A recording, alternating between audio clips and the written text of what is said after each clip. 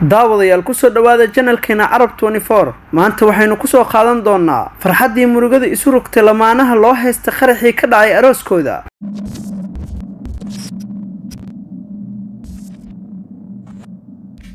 Mirwais iyo Rihanna waa ay ka naxeen in lagu eedeeyay qaraxii ka dhacay arooskooda. Mirwais iyo Rihanna oo arooskoodu ka dhacay caasimadda Afghanistan ee Kabul sanadii la soo dhaafay ayaa lagu bartilmaameedsaday weerar ismidaamin ah oo ay soo qaadeen kooxda Daesh kaas oo galaaftay in ka badan 90 qof oo kamid ah martida arooska ka soo qayb gashay. Lamaanaha ayaa weerarka ku waayay qaar kamid ah ehelkooda iyo asxaabtooda. Waxaa intaasi sii dheer in weerarka uu saameyn ku yeeshay caafimaadkooda dhanka maskaxda ah. Toddobaadkan waxay ku beegan tahay sanad guurada weerarkaasi markii ugu horeysay Rihanna oo 18 jir ah waxay go'aansatay in ay ka hadasho wixii maalinkaas dhacay. Habeen walba waan ku qarwaa, waan ooyaa, ma seexdo ay BBC-da u sheegtay. Meelaha ay dadka badan isugu yimaadaan ayaa cabsi geliya Rihanna marka ay gaari ku socdaalayso. Mar walba oo aan maqlo dhawaaqa rasaasta iyo qaraxyada waxaan soo xasuustaa maalinkaasi. Waxaan u maleynayaa in mar kale ay wax igu dhici doonaan ayay tiri. Ehelada qaar kamid ah dadkii geeriyooday maalinkaasi ayaa waxa ay la yimaadeen fikrad ah in dibadbax lagu qabto banaanka dhismihii uu arooska ka dhacay markii weerarka la eegtay si ay cadaalad u raadsadaan. Balse Mirwais ma uusan ka qayb galin sida uu sheegay. Gacmihiisa ayaa bilaabay in ay jareeyaan inta uu ka fikirayay weerarka. Ka hor xafladda arooska waan faraxsaneen, wax walba degdeg ayay ku dhaceen sida in uu cirkii soo dhacay oo kale. Farxadeeni oo dhan ayaan hal mar weynaa ayuu yiri Mirwais oo ka ciyaaraya arooskiisa ka hor inta uusan qaraxa dhicin. arooska lamaanahana ayaa loo beegsaday sabab la xiriirta in ay ka soo jeedaan shiicada laga tiro badan yahay ee Afghanistan oo kooxda isku magacaawda dawladda Islaamiga ay u haystaan in ay lunsan yihiin. Dagaalyahanada IS ayaa weeraro isdaba joog ah ku qaadaya dhawaanahan bulshada shiicada ah. dhibaatadii maskaxeed ee weerarka ka soo gaartay Rihanna iyo Mirwais waxay ka sii dartay markii qaar kamid ah ehelada ay ku eedeeyeen in ay mas'uul ka yihiin waxyeelada soo gaartay. Maalin maalmaha kamid ah aniga oo adeeganaya ayaa waxaan la kulmay haweeney ehelkeeda ku weysay arooskayga. Waxay iigu yartay dilaa. qaar kamid ah qoysaska dhibanayaasha ku waxyeeloobay qaraxa waxay bilaabeen in lamaanaha ay u arkaan cadawgooda. Mirwais ayaa sheegay in ay qasab ku noqotay in ay xiraan mehradooda xadgudubyada ay la kulmaan awgood. Rihanna ayaa sidoo kale bartilmaameedsaday dadka qaar. Waxa ay leeyihiin haddii ay lamaanahan isguursan lahayn weerarkaasi ma dhici lahayn. qof walba aniga ayuu ugu eedeynayaa wixii dhacay ayay ku tiri cod daciif ah. waan iska aamusaa oo waxba kuma jawaabo ayay intaa ku dartay.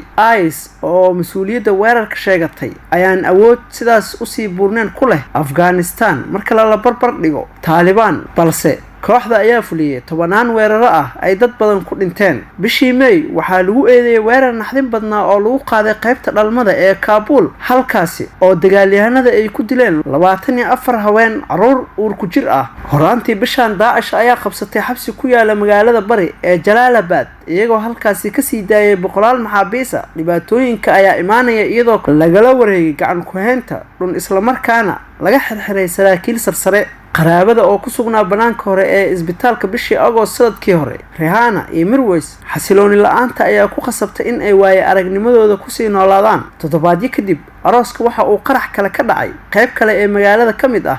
xaaskeyga aad ayay u cabsatay ayuu Mirwais sheegay. Rihanna waxa ay haatan kaalmaati kala fogfog ka qaadataa dhakhtarka maskaxda. waxay sheegtay in daaweynta ay ka caawisay in ay ka yaraadaan jahwareerka iyo xanuunka weerarka iyo in ay iyadu mas'uul ka ahayd. waa ii wanaagsaneed in ugu yaraan aan dhibkayga la qaybsado ayay sheegtay. dhakhtarkeeda cilmiga nafsiga Leila Watis ayaa la hadashay BBC-da iyadoo la fadhida laamaha. waxaana ay tiri Rihanna hanaan taxadar leh balse marka uu qarax dhaco haddana dib ayay ugu noqonaysaa marxaladii hore. iyadoo sanad walba kumanaan qof ay dhintaan kuwa kalena dhaawacmaan dalka Afghanistan qaar yar ayaa hela la talin dhanka maskaxda. waa dal u liita caafimaadka. looma arko badqabka maskaxda. Rihanna iyo Mirwais oo awoodi waayay in ay tagaan dhakhaatiirta nafsiga ee gaarka ah ayaa ka faa'iideystay midkan lacag la'aanta ah. wada hadallada nabadeed ee u dhaxeeya dawladda Afghanistan iyo Taliban ayaa la filayaa in ay bilowdaan toddobaadka soo aadan balse dagaalka waa uu sii socdaa.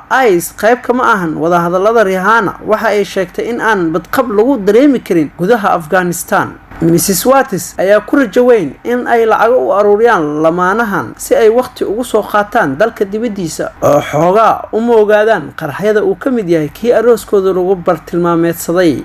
Mirwais ayaa sidoo kale helay la talin dhanka maskaxda ah, balse sida Rihanna kuma kalsoona aragtida nabadda. Ka hor arooskeyga waxay dhihi jireen nabad baa imaan doonta, hadda sanad ayaa ka soo wareegatay, aaway nabadii ayuu yiri. Waan kuu sheegayaa xitaa 10 sano kadib ma arkaysid nabad iyo xasilooni ka hirgasha Afghanistan. daawadayaal waanaga intaa mowduucii ahaa farxadda murugada isu rogtay lamaanaha loo haysta qaraxii ka dhacay arooskooda. intaan dib ugu kulmi doono nabadgelyo.